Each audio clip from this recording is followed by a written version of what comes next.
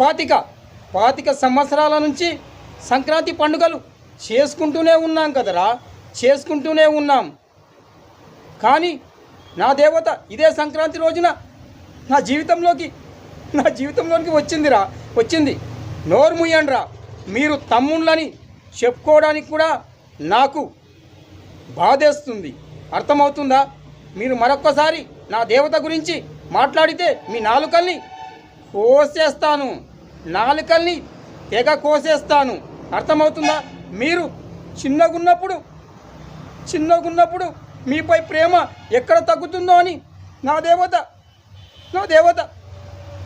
Operation, పిల్లలు పుట్టకుండా operation చేయించుకుంది కదరా. కేవలం మీకోసమే ఆపరేషన్ చేయించుకుందిరా ఆ దేవత.